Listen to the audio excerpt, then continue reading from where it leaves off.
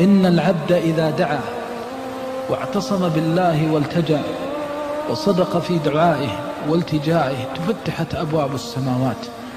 إذا دعا الله صادقا من قلبه وقد أحاطت به همومه في جسده من سقم في الجسد أو مرض أو ألم فأعياه الأطباء وكثر عليه وعظم عليه البلاء أو عظم عليه بلاؤه في البنات والأبناء، وأصبح كلما ضحك أبكاه همه وأبكاه غمه وأحزنه وأقلقه.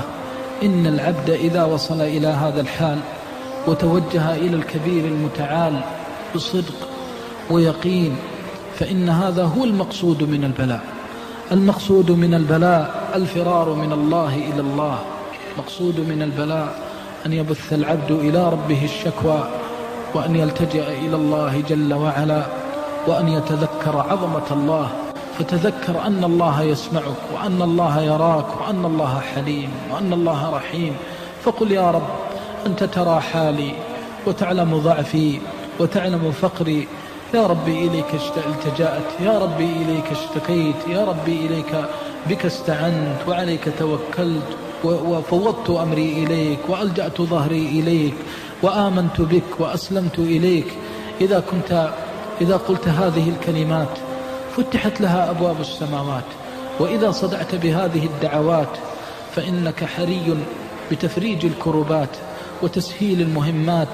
إن الله إذا تأذن بالفرج جاءك من حيث لا تحتسب. أسعد الناس في الدنيا من وجه وجهه إلى الله، أسعد الناس في الدنيا من أسلم قلبه لله، ومن أحسن دينا ممن أسلم وجهه إلى الله وهو محسن، أي موقن بأن الفرج من الله.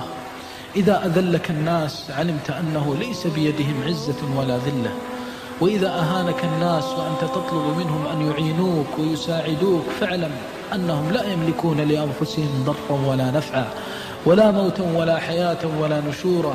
وإذا اشتد عليك البلاء وعظم منك عليك العناء من زوجة ومن أهل ومن ولد ومن أخ ومن أخت ومن أصدقاء ومن أقرباء، وإذا عظمت أذية الناس لك وامتهانهم لك فاعلم أن لك ربا لا يخيبك، وأن لك ربا هو منتهى الشكوى، وأن لك ربا يسمع السر وأخفى، وأن لك ربا يرحمك ويحبك ويحب أن تناديه وتلتجئ إليه وتدعوه. أمن يجيب المضطر إذا دعاه ويكشف السوء ويجعلكم خلفاء الأرض أإله مع الله. يا هذا إن صدقت مع الله صدقك. من هذا الذي وقف بباب الله فطرده؟ حاشاه. من هذا الذي صدق مع الله فخيبه؟ حاشاه. ما وجدناه إلا حليما رحيما، ما وجدناه إلا كريما عظيما، يفتح لك أبواب الفرج من حيث تحتسب ومن حيث لا تحتسب. ولذلك في البلاء وفي الشدة والعناء سرور بمناجاة الله لا يعدله سرور، ما أسعدها من لحظات وما أسعدها من ساعات طيبات مباركات إذا خلوت بربك وبثت إليه أحزانك واشتكيت إليه أحزانك وبثت إليه ما تجده من الكرب ومن الهم والغم، فسألته وناجيته ودعوته ووثقت به سبحانه وتعالى. أسعد الناس من جعل شكواه إلى الله ولم يشتكي الله إلى خلقه. فأوصيك ثم أوصيك بالثقة بالله والتوكل على الله وحسن الظن بالله، وأن تكثر من الاستغفار، وأن تعلم أن ما أصابك إنما هو بسبب الذنوب، فتكره الشيطان ونفس الأمارة بالسوء وتستغفر الله وتتفقد حالك. هل ظلمت أحدا من المسلمين؟ هل أكلت مال أحد؟ هل انتهكت عرض أحد؟ هل سببت أخاك المسلم؟ هل شتمته؟ فتتحلل من المظالم والمآثم.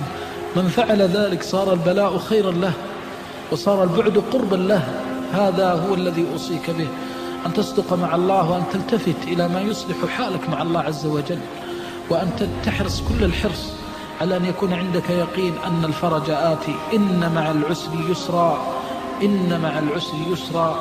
ما أنزل الله عسرا على مؤمن إلا جعل معه يسرين. إن مع العسر يسرا، إن مع العسر يسرا، إن مع العسر يسرا، إن مع العسر يسرا.